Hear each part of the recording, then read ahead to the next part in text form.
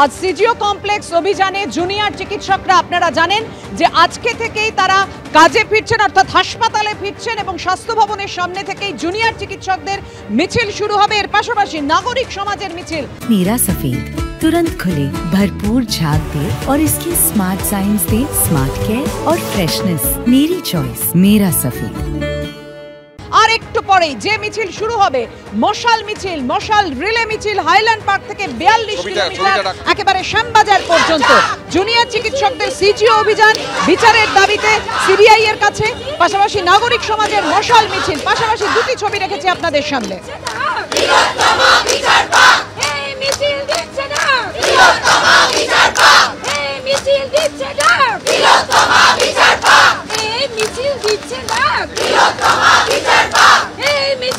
অর্থাৎ বিচারের দাবি, দুই মিছিলেরই ইস্যু এক। বিচারের দাবিতে জুনিয়র চিকিৎসকরা তারা সিজিও কমপ্লেক্স অভিযান করছেন। সিবিআই এর কাছে দাবি জানাবেন তারা দ্রুত যাতে তদন্ত শেষ হয় এবং দোষীরা সাজা পায়।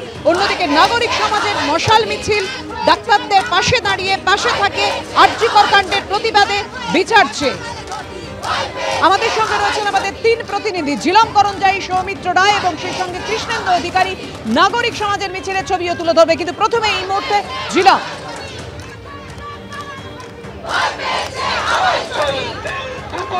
এই মুহূর্তে জুনিয়র ডাক্তাররা ঠিক আমার পেছনে দেখতে পাচ্ছ মিছিল, স্বাস্থ্য ভবনে যেখানে তাদের ব্যারিকেড ছিল সেই ব্যারিকেড থেকে তারা সিবিআই এর যে দপ্তর সিজিও অবধি যাচ্ছেন। আর কতদিন সময় চাই, জবাব চাই সিবিআই, এই তাদের বক্তব্য। তারা নির্যাতিতার জন্যে যে বিচার, সেই বিচার তারা চেয়েছিলেন এবং বিচারের দাবিতে তারা অবস্থান করছেন এতদিন ধরে। এবং এতদিন ধরে যে অবস্থান করছেন, সেই অবস্থান করার পর তারা গতকাল ঘোষণা করেছেন যে আজকে তারা এখান থেকে অবস্থান মঞ্চ থেকে সরবেন। আজকে আপনারা এই মিছিলটা যেটা করছেন, এই যে মিছিল করছেন, এই যে যাচ্ছেন সিজিও অবধি, নির্দিষ্টভাবে সিজিও যে পথে এসেছিলেন তার উল্টো পথটা বাঁচছেন কেন? দেখুন, আমাদের যে বিচারের দাবি, সেই বিচারের দাবি নিয়ে আমরা আজকে এই স্বাস্থ্য ভবন থেকে মিছিল করছি।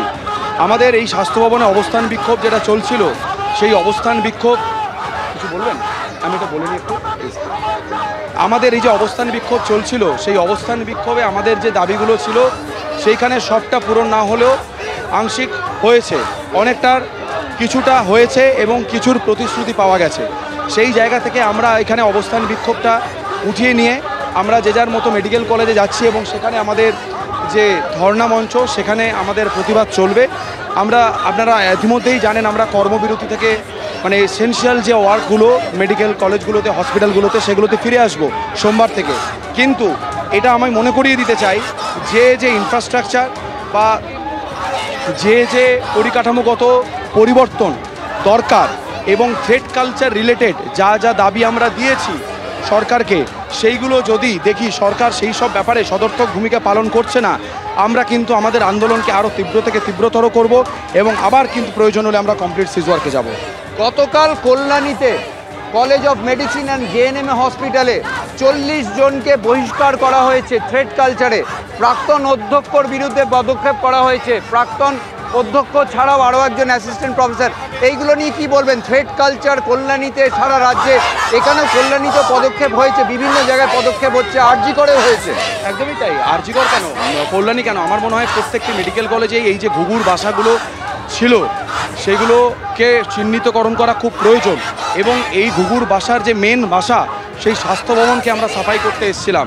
কিছুটা পেরেছি, কিছুটা পারিনি, কিন্তু যেগুলো পারিনি সেই দিকেও কিন্তু আমাদের নজর থাকবে।